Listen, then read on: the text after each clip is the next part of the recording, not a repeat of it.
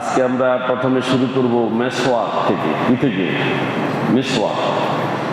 মেসওয়াক তো আমাদের এখন মানুষ ব্যবহার কম করে নাকি?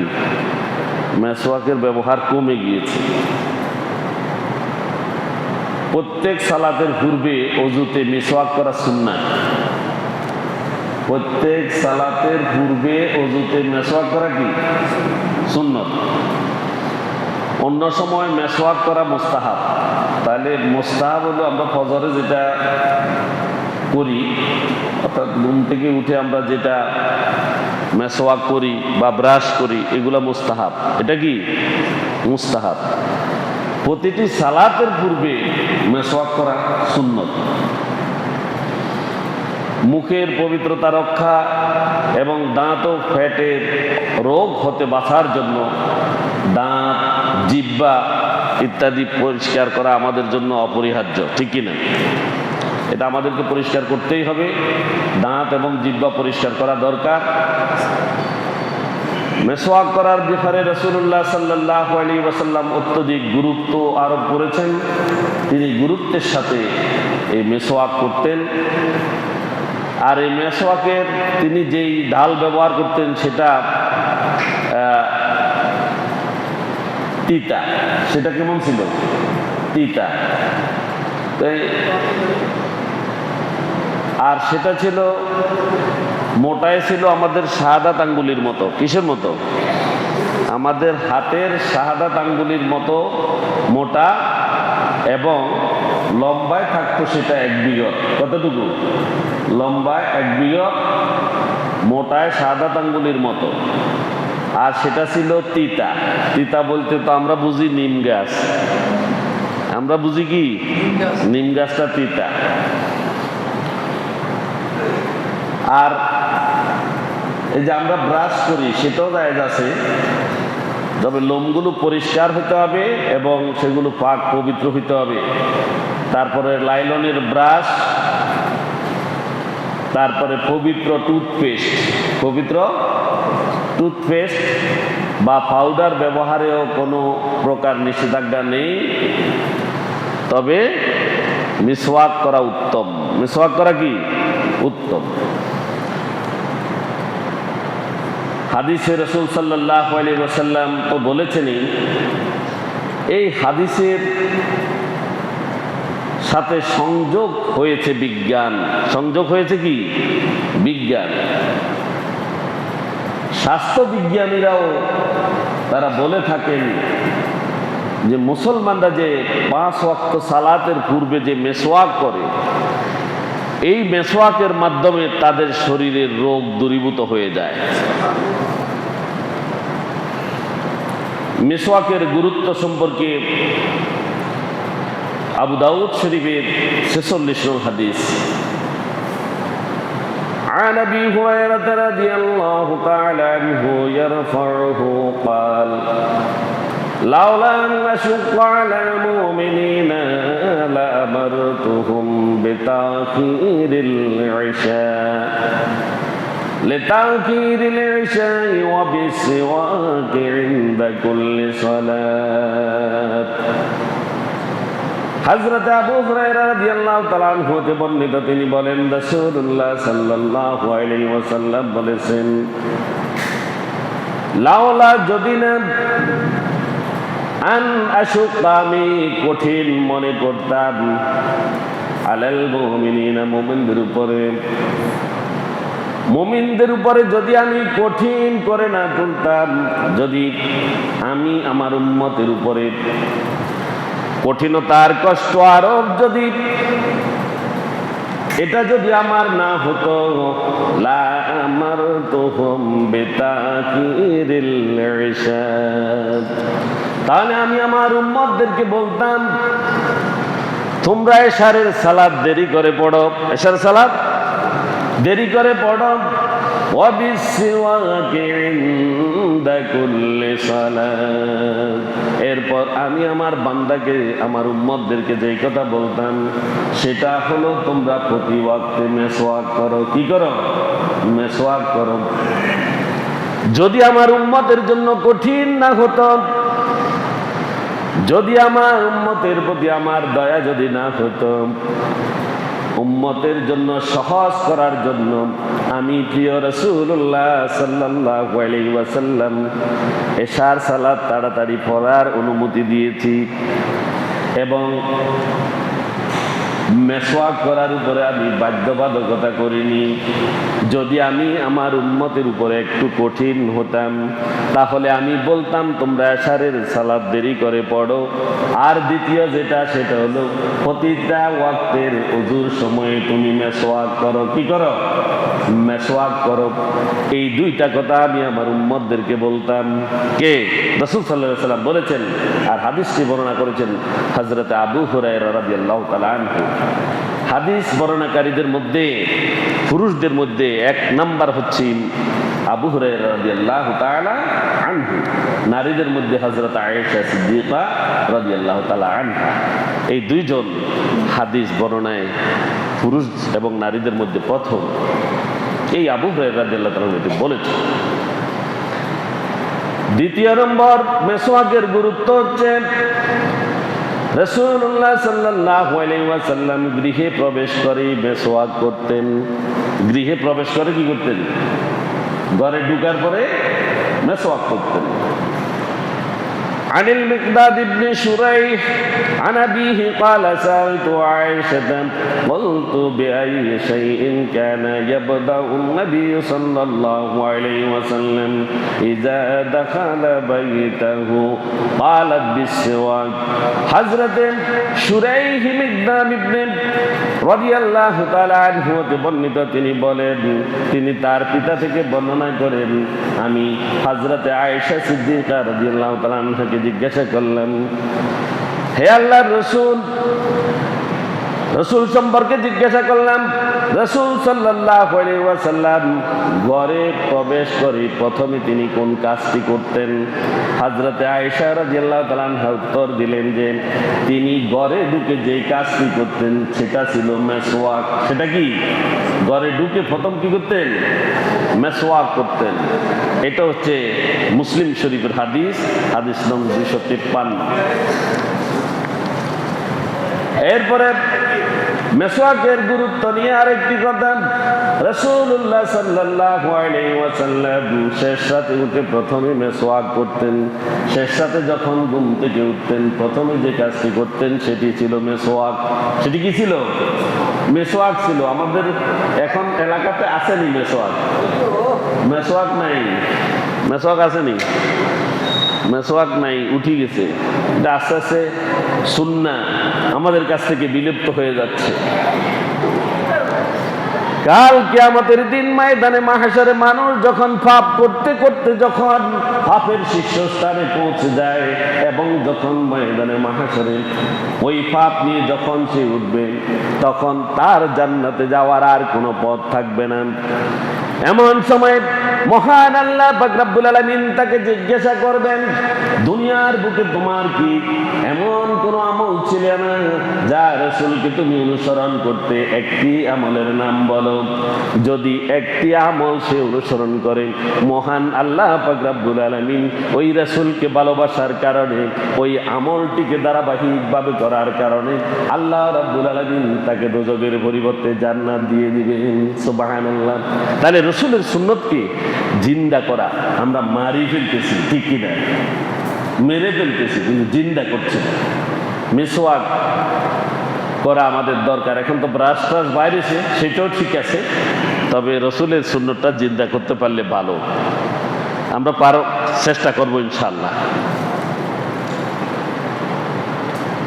عن حذيفة رضي الله تعالى عنه أن النبي صلى الله عليه وسلم كان إذا قام للتهجد من الليل يشوس فاه بالسواك।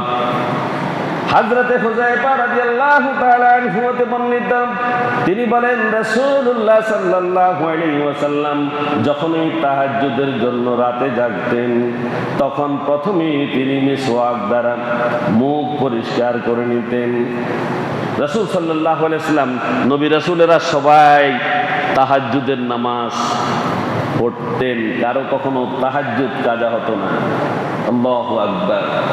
সকল নবী রাসূলের উপরে তাহাজ্জুদ ওয়াজিব ছিল। কি ছিল? ওয়াজিব ছিল। তাহাজ্জুদ পড়তে যখন উঠতেন তখন রাসূল সাল্লাল্লাহু আলাইহি ওয়াসাল্লাম প্রথমে মিসওয়াক দ্বারা মুখ পরিষ্কার করতেন। আমরাও করব ইনশাআল্লাহ, ইনশাআল্লাহ। এরপরে আসেন গোসল। গোসলের বিষয়ে তো আমরা বলছি, গোসলের 3টি ফরজ যদি আদায় না হয় তার গোসল হয় না। আমি এইবার আজকে বললে 3য়বার হবে যে এখনো জন্মলগ্ন থেকে অনেকেই জীবনে গোসল করে না, জীবনে গোসল করে না। পুকুর পাইছে আল্লাহর দেয়া পানি, ওইটাতে জাপ দিয়ে পড়ে সাবান মেখে একদম সব কিছু ডলে ঘষে পবিত্র হয়ে তিনি চলে এসেছেন। আসলে তিনি পবিত্র হন নাই। আসলে তিনি কি হন নাই? পবিত্র হন নাই। তিনি কায়দা মতো তিনি গোসল করেন নাই। অথচ তার উপরে জানাবাতের গোসল ফরজ ছিল। জানাবাতের গোসল কি ছিল? ফরজ ছিল। সে জানেই না যে কিভাবে তার পবিত্র হতে হবে।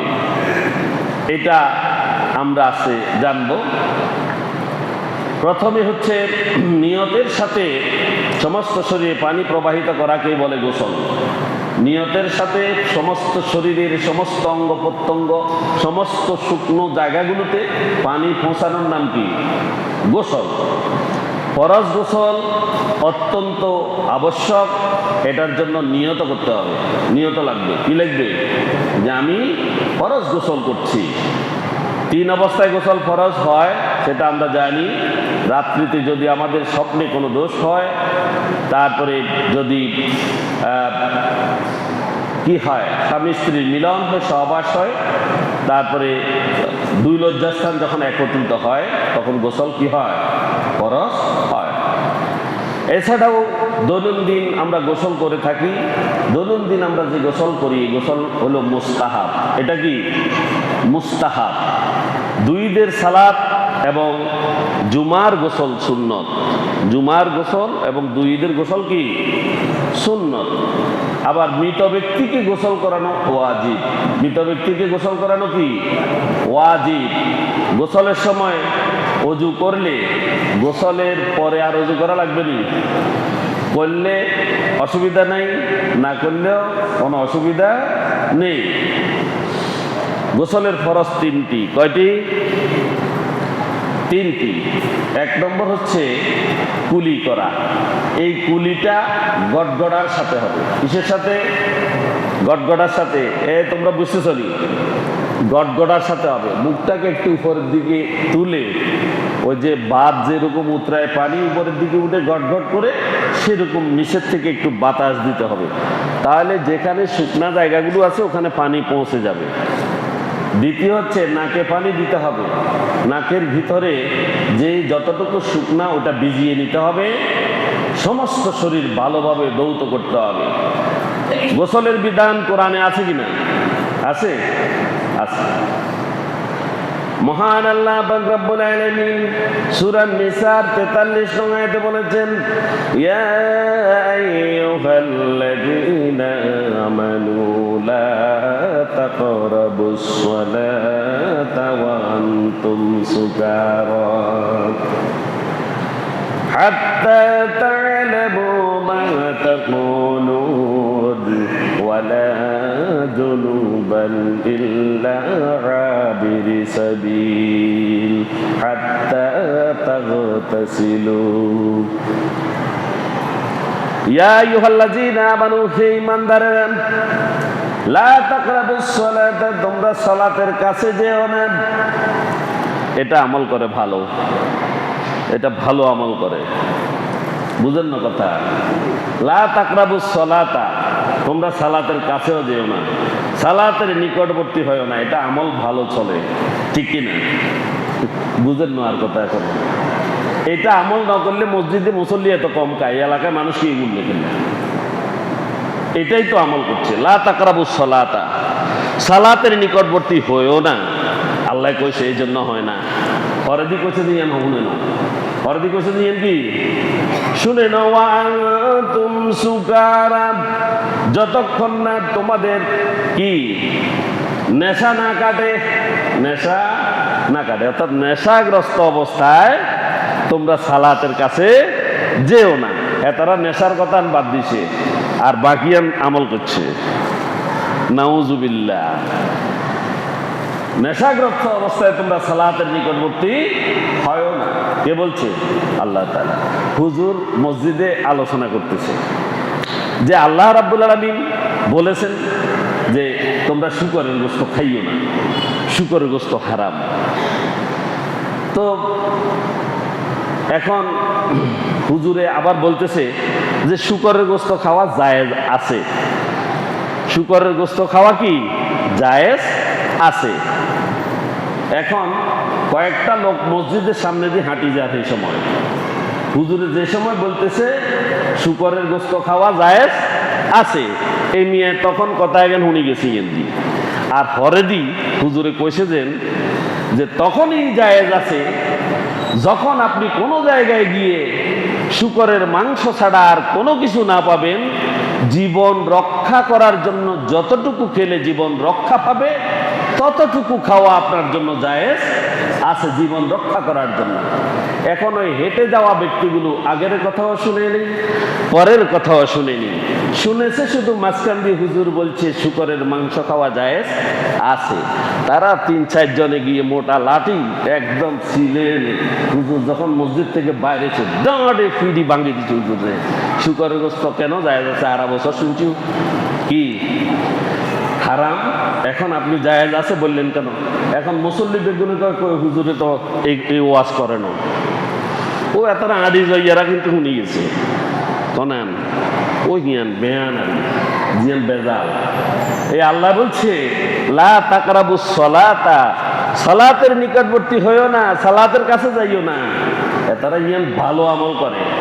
ওয়ান্তুম সুকারা এই কথা বাদ দিছে যে নেশাগ্রস্ত অবস্থায় যেও না, এই কথা আর বুঝে না। আল্লাহ আমাদের বুঝার তৌফিক দিন।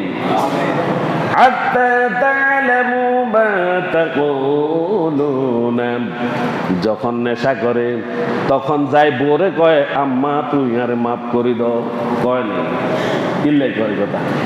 যখন হাতের মাথা ঠিক থাকে না, কি ঠিক থাকে না, নেশা করলে মাথা ঠিক থাকে নি, আবকা কুবকা বকে, রাস্তায় যাই গাছের বেড়ায় ধরি আব্বা আমাকে মাফ করে দাও, বলে না এরকম? আপনাদের কয়নি কি জানি বলে এরকম। সেই সময় তার মাথা ঠিক নেই, তো নেশাগ্রস্ত অবস্থায়। তা আল্লাহ রাব্বুল আলামিন বলছেন হাত্তা তা'লামু মা তাকুলুন, যতক্ষণ পর্যন্ত না সে কি বলছে সেটা নিজে না বুঝে, কি বলছে সেটা নিজে না বুঝে, অর্থাৎ বুঝন পর্যন্ত। তে মুখ দিয়ে কি বলছে সেই কথা আবার নিজে বুঝে, বুঝ জ্ঞান আসলে নিজের কথা নিজে বুঝলে তখন নামাজে যাইতে হবে, ইয়ার আগে নয়, ইয়ার আগে নয়। আল্লাহ সেই কথা বলছেন। ওয়ালা জুনুবান, এবং অপবিত্র অবস্থায়ও তোমরা কোথায় যেও না, সালাতের নিকটবর্তী হয়েও না। অপবিত্র অবস্থায়ও সালাত পড়া যাবে না, যাবেনি, যাবে না। আলসিও করবেন না কেউ, অলসতাকে জেড়ে ফেলবেন। মনের মধ্যে যদি এই কথা আসে যে আমার তো অজু মনে হয় আছে, পারহ্যাপস সম্ভবত এই কথাটা মনে আসলে সাথে সাথে অজু করবেন, কোনো সন্দেহ নাই, কোনো সন্দেহ নাই। সালাত আদায় এবং কোরআন তেলাওয়াত দুইটাতে অজু অপরিহার্য। অজু কি অপরিহার্য? অজু করতে হবে। অপবিত্র অবস্থায় সালাত কোরআন তেলাওয়াত করা যাবে না। ইল্লা বিরসাবিলিন হাত্তা তাগতাসিলু, আর যতক্ষণ না তোমরা গোসল করো, গোসল না করে সালাতের নিকটবর্তী হওয়া যাবে না।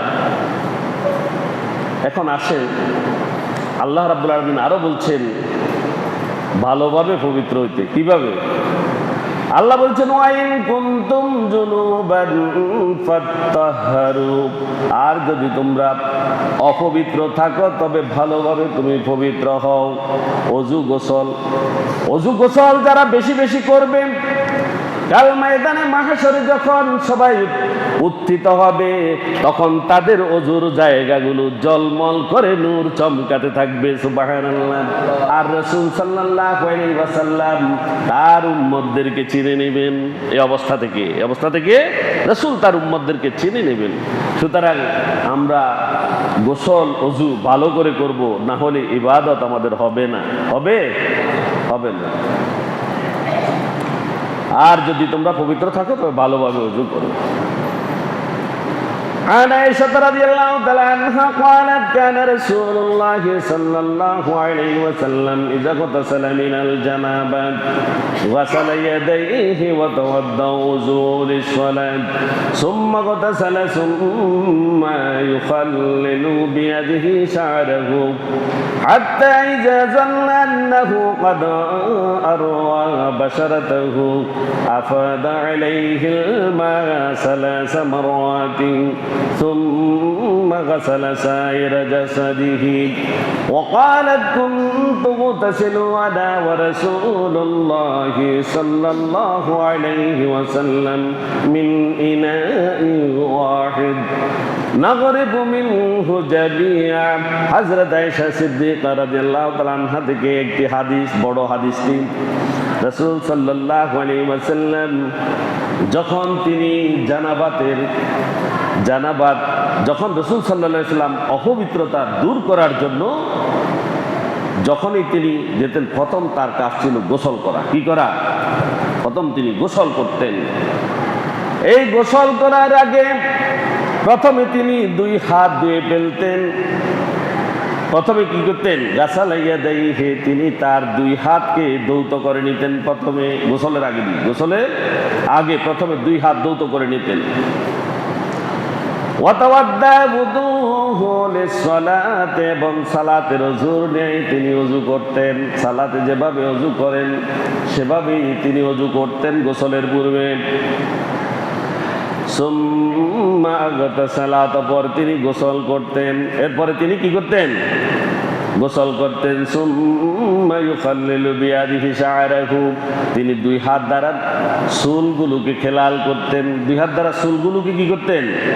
খেলাল করতেন।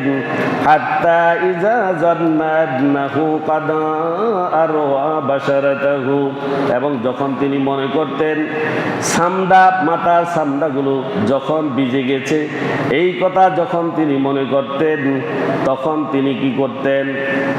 আফাদা আলাইহিল মা 3 মারাত, এরপর তিনি 3 বার করে মাথার উপরে তিনি পানি ঢালতেন। কয়বার?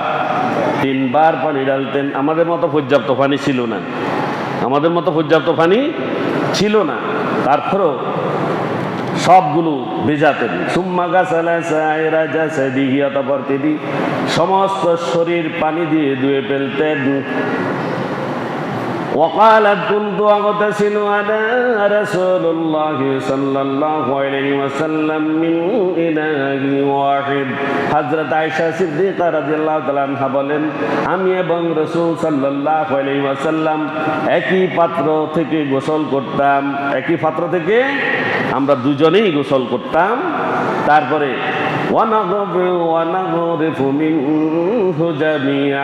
এবং 2 হাত দ্বারা পানি নিয়ে নিজ নিজ শরীরে ঢালতাম। তাহলে স্বামী স্ত্রী 2 জন একই পাত্র থেকে পানি নিয়ে গোসল করা জায়েজ আছে।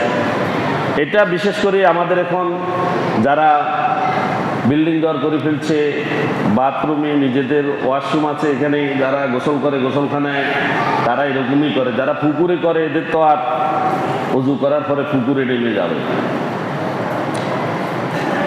যখন গোসল ফরজ হয়, এই গোসলের ফরজটা عن أبي هريرة رضي الله تعالى عنه قال قال رسول الله صلى الله عليه وسلم إذا جلس أحدكم بين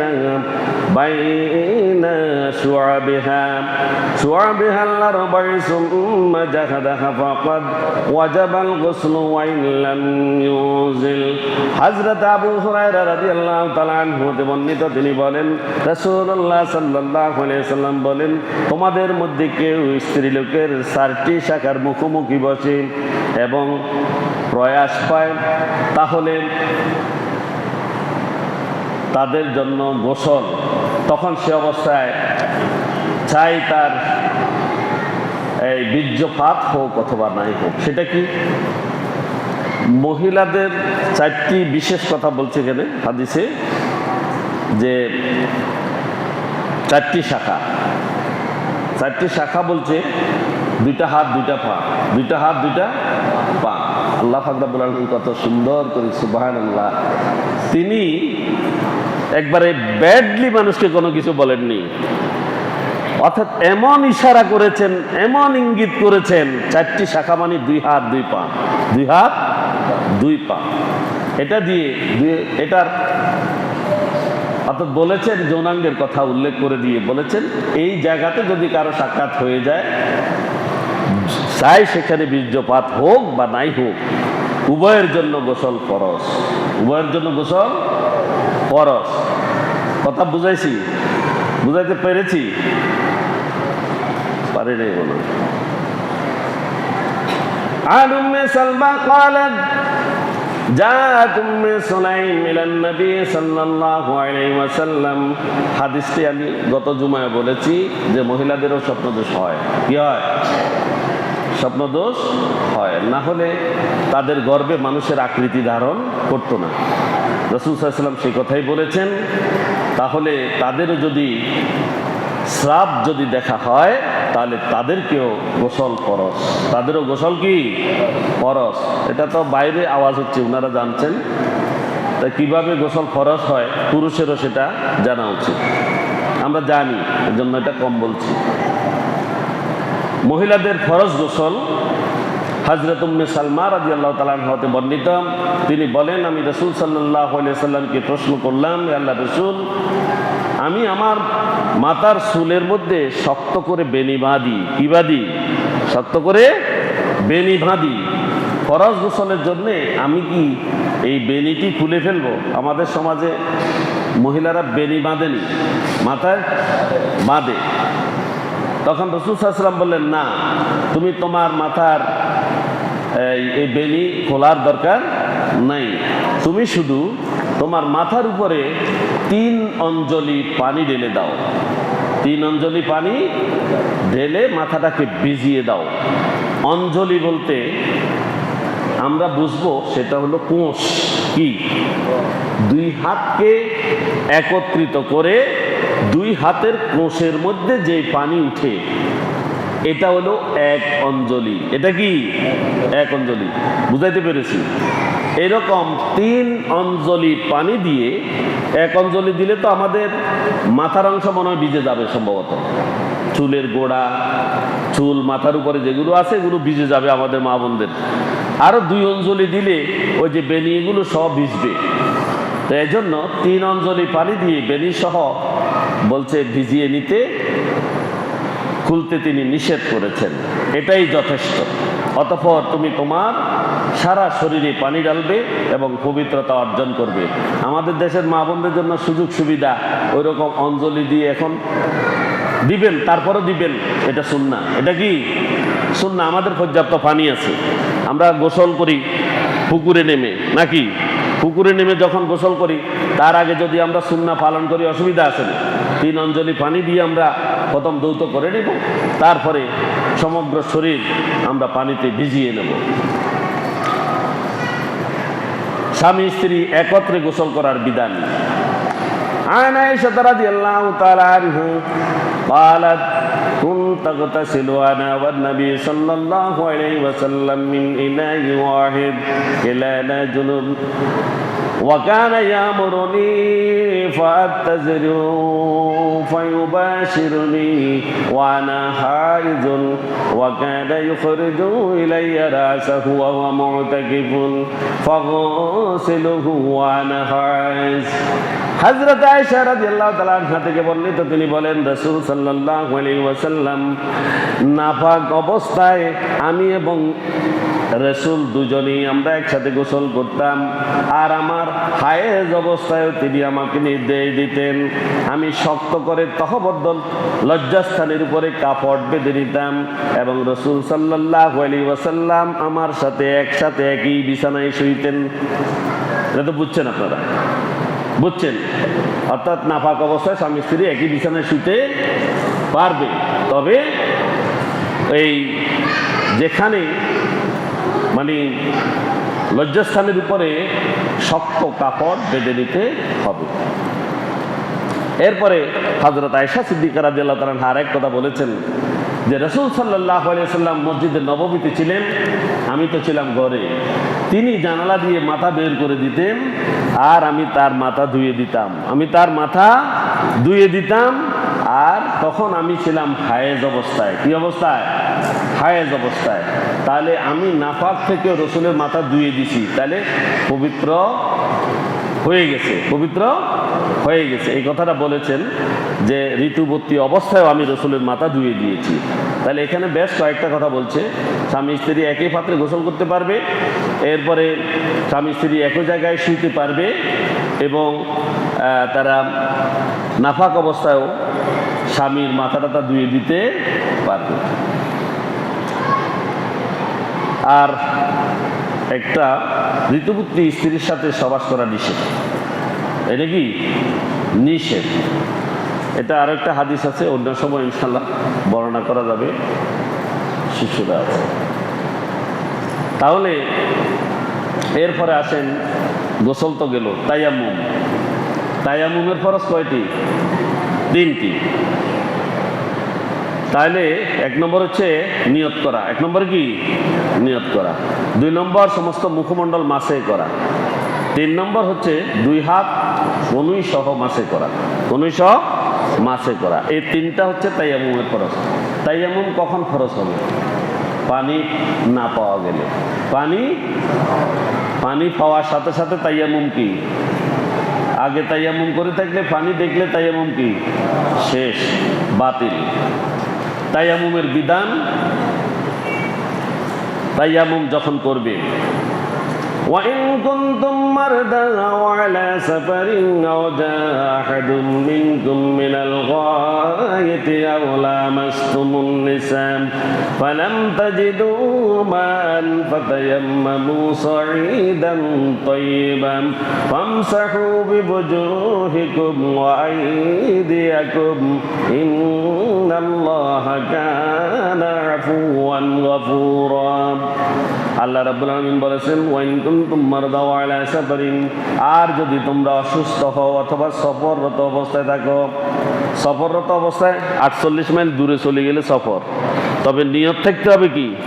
আমি সেখানে 3 দিন 3 রাতের বেশি থাকবো না। 3 দিন 3 রাতের বেশি কি থাকবো না, অথবা আমি সেখানে 15 দিন থাকবো না। কতদিন? 15 দিন থাকবো না। তাহলে এই 48 মাইল দূরে গেলে তিনি মুসাফির। তিনি কি? মুসাফির। এই মুসাফিরের জন্য 4 রাকাত বিশিষ্ট সালাতও 2 রাকাত। কয় রাকাত? 2 রাকাত। এটা কমই যায়। আল্লাহ মুসাফিরকে অনেক সুবিধা দিয়েছেন। আর এখানেও তিনি বলেছেন, মুসাফিররত থাকলে, অসুস্থ থাকলে তোমাদের কেউ যদি আবার প্রস্রাব পায়খানা থেকে যদি আসে, তাহলে অথবা তোমাদের কেউ যদি স্ত্রী সম্ভোগ করে, তবে যদি পানি না পাও তবে তোমরা পবিত্র মাটি দিয়ে তায়াম্মুম করো। এখন আসেন, এখানে কিন্তু প্রশ্ন দাঁড়াইছে 2টা। আমাদের এলাকাতে প্রচুর পানি আছে, তায়াম্মুমের এখানে দরকার নাই। যদি অসুস্থ হয়, ডাক্তার যদি কয় পানি ধরা নিষেধ, তাহলে তায়াম্মুম করবে।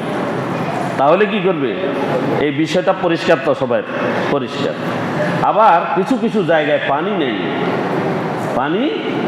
এটা সেখানকার জন্য প্রযোজ্য। সেখানে চারটা কথা বলছি এখানে। একটা হচ্ছে অসুস্থ হইলে, সফরে থাকলে, প্রস্রাব পায়খানা থেকে আসলে, অথবা স্ত্রীর কাছ থেকে আসলে, এই চারটা কাজ করার পরেও যদি পানি না পায় তাহলে সে তায়াম্মুম করবে। তাহলে সে কি করবে? পবিত্র মাটি দ্বারা তায়াম্মুম করবে।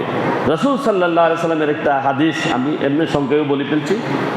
10 বছর যদি পানি না পায়, কয় বছর? 10 বছর যদি পানি না পায় তাহলে সে তায়াম্মুম করে ইবাদত করবে। তায়াম্মুম করে ইবাদত, যে চারটা কথা বলছি এটা পানি পাওয়ার সাথে সাথে শেষ। পানি পাওয়ার সাথে সাথে কি শেষ? তায়াম্মুমের আর কোনো বিধান নেই। এখন তায়াম্মুমের কথা প্রশ্ন আসবে, অনেকে প্রশ্ন করতে পারে যে সমস্ত শরীর ধৌত করা তো গোসলের কাজ, কিন্তু তায়াম্মুমের কাজ তো হচ্ছে নিয়ত করা, একটা গেছে কই, আর দুইটা হাত আর মুখ মাসে করা। তাহলে এটা দিয়ে সমস্ত শরীর পবিত্র হবে কিনা? হবে। সুবহানাল্লাহ বলেন না? হবে। সমস্ত শরীর পানি না থাকলে, না পাওয়া গেলে, আর অসুস্থ হইলে এই অবস্থায় তাহলে পবিত্র পাক মাটি দ্বারা তায়াম্মুম করা যাবে, আর সমস্ত ইবাদত করা যাবে। সুতরাং তোমাদের মুখমণ্ডল ও হাত মাসে করো, নিশ্চয় আল্লাহ তাআলা মার্জনাকারী, ক্ষমাশীল। ফালাম তাজিদু মান, যদি তোমরা পানি না পাও, ফাতায়াম্মামু সাঈদান তাইয়্যিবা, তোমরা পবিত্র পাক মাটি দ্বারা তায়াম্মুম করো। ফামসাহু বিওজুহিকুম, তোমরা তোমাদের মুখমণ্ডল মাসে করো। ওয়াইদিয়াকুম, এবং তোমাদের হস্তদ্বয় মাসে করো। ইন্নাল্লাহা কানা আফুওয়ান গফুরা, নিশ্চয় আল্লাহ তাআলা মানুষকে ক্ষমাকারী এবং তিনি অত্যন্ত ক্ষমাশীল, অত্যন্ত ক্ষমাশীল। তাহলে হযরত আবু যর রাদিয়াল্লাহু তাআলা আনহু হতে বর্ণিত, তিনি বলেন রাসূলুল্লাহ সাল্লাল্লাহু আলাইহি ওয়াসাল্লাম বলেছেন, পবিত্র মাটি মুসলমানদের পবিত্রতা অর্জনের মাধ্যম। পবিত্র মাটি মুসলমানদের পবিত্রতা অর্জনের মাধ্যম। 10 বছর পর্যন্ত যদি পানি পাওয়া না যায়, অবশ্য পরে যদি কখনো পানি পাওয়া যায়, তখনই সেই পানি দিয়ে সে শরীর পবিত্র করতে হবে। পানি পাইলে, এটা হাদিস মুসনাদে আহমদ, এটাকে আলবানী সহি বলেছেন, সহি হাদিস বলেছেন, যে কোরআনের আয়াতের সাথে এটার ব্যাখ্যা দিয়েছেন যে 10 বছর যদি পানি না পায় তায়াম্মুম দ্বারা চলবে, তায়াম্মুম দ্বারা চলবে। এই কথাগুলো বলেছেন। আমরা গত কয়েক জুমা আলোচনা করেছি, সালাত নিয়ে আলোচনা করেছি, ওযু, গোসল, তায়াম্মুম, মেসওয়াক ইত্যাদি নিয়ে আলোচনা করেছি। এগুলো আসলে অনেক ফায়দা, অনেক, এই আমলগুলো করলে অনেক লাভ, অনেক লাভ। আমরা করার চেষ্টা করব। আমরা শুধু ওয়াজ শুনি, আলোচনা শুনি, আসলে বাস্তবে কতটুকু আমল করছি? আসল তো আমল আমাদের নাই। ওই যে একটা গরু জবাইয়ের ঘটনা আছে না, আমি বলি নাই মনে কখনো, যে বনী ইসরাইলদের গরু জবাইয়ের ঘটনা। এই ঘটনা মুসা আলাইহিস সালামকে অনেক প্রশ্ন করার পরে তাদের একটা গরু তাদেরকে জবাই করা হয়েছিল। এরপরে আল্লাহ বলছেন, সুম্মা কাসাত কুলুবুকুম ফাহিয়া কাল হিজারা আও আশাদ্দু কাসওয়া ওয়া ইন্না মিনাল হিজারাতি লামা ইয়াতাফাজ্জারু মিনহুল আনহার ওয়া ইন্না মিনহা লামা ইয়াশাক্কাকু ফায়াখরুজু মিনহুল মা ওয়া ইন্না মিনহা লামা ইয়াহবিতু মিন খাশিয়াতিল্লাহ ওয়া মাল্লাহু বিগাফিলিন আম্মা তা'মালুন। আল্লাহর ইবাদতের বিষয়ে টিটকারি করা হয়। আল্লাহ এরপরে বলছেন, আও আশাদ্দু কাসওয়া, তাদের অন্তর এত কঠিন। ওয়া ইন্না মিনাল হিজারাতি লামা ইয়াতাফাজ্জারু মিনহুল আনহার, তাদের অন্তরটা পাথরের মতো কঠিন। সুম্মা কাসাত কুলুবুকুম ফাহিয়া কাল হিজারা, তাদের অন্তর পাথরের মতো কঠিন। আমাদেরকে বলছে, তাদেরকে, এই আমাদেরকে বলছে, আমরা যারা এখানে বসে আছি, এই সমাজে যারা বাস করি সবাইকে বলছে। আও আশাদ্দু কাসওয়া, তো কি পাথর? পাথরের চেয়েও কঠিন, পাথরের চেয়েও কঠিন। ওয়া ইন্না মিনাল হিজারাতি লামা ইয়াতাফাজ্জারু মিনহুল আনহার, এমন কিছু পাথর রয়েছে যেদিন পাথরকে বলা হয়েছে ওয়াকুদুহান নাস ওয়াল হিজারা, দোজখের জ্বালানি হবে মানুষ এবং পাথর। এই কথা যখন আল্লাহ বলেছেন সূরা বাকারায়, বলার সাথে সাথে পাথর কান্না শুরু করে দিয়েছে দোজখের ভয়ে। কিসের ভয়ে? দোজখের ভয়ে কান্না করছে, আর সেখান থেকে ঝর্ণা প্রবাহিত হচ্ছে। সুবহানাল্লাহ। ওয়াইন্না মিনহা লামা ইয়াশাক্কাকু ফায়াখরুজু মিনহুল মা। দ্বিতীয় স্তরের ঈমানদারদের বিষয়ে পাথরের উদাহরণ আল্লাহ এভাবে দিচ্ছেন যে ওই ধরনের ঈমানদার কখনো আল্লাহর ইবাদতগারের উপরে কখনো দোষারোপ করে না, আল্লাহর বান্দার প্রতিকার যারা দোষারোপ করে না, এরা সেকেন্ড ক্লাস ঈমানদার। কিন্তু এই ঈমানদারগুলো ওই পাথরের মতো, যারা তাদের চোখ দিয়ে পানিগুলো নীরবে নিভৃতে ঝরতেই থাকে, পাথরের মতো।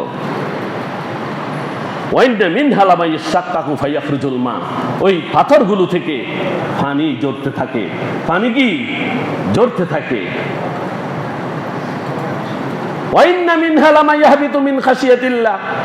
এমন কিছু পাথর আছে আল্লাহর ভয়ে তারা তাদের জোড়া ছেড়ে দিয়ে গড়াগড়ি খেতে খেতে পাহাড় থেকে তারা নিচে পড়ে যায় ওই দোজখের ভয়ে। এমন কিছু পাথর আছে যে পাথরগুলো পানির মধ্যে গলে তারা গিরে গিরে ছেড়ে দিয়ে খাসিয়াতিল্লাহ আল্লাহর ভয়ে তারা ধসে পড়ে, চূর্ণ হয়ে যায়। আপনারা দেখেছেন মরা পাথর, দেখছেন কিনা আপনারা? এই পাথরগুলো আল্লাহর ভয়ে তারা মরে গিয়েছে। আল্লাহর পরে বলছেন ওয়ামাল্লাহু বিগাফিলিন আম্মা তা'মালুন। আল্লাহ তাআলা গাফেল নাই তোমাদের কৃতকর্মে, সবকিছু আল্লাহ দেখেন, সবকিছু তিনি জানেন। নিজে তো ইবাদত করি না, অন্যজনকে আমরা টিটকারি করি, অন্যজনকে ধরার চেষ্টা করি, বিভিন্ন ইনিয়ে বিনিয়ে নানাভাবে ঈমানদারদেরকে পর্যদস্ত করার চেষ্টা করি আমরা। আল্লাহ আমাদের হেদায়েত নসিব করুন। ওয়া আখিরু দাওয়ানা আলহামদুলিল্লাহি রাব্বিল আলামিন। আসসালামু আলাইকুম ওয়া রাহমাতুল্লাহি ওয়া বারাকাতুহু।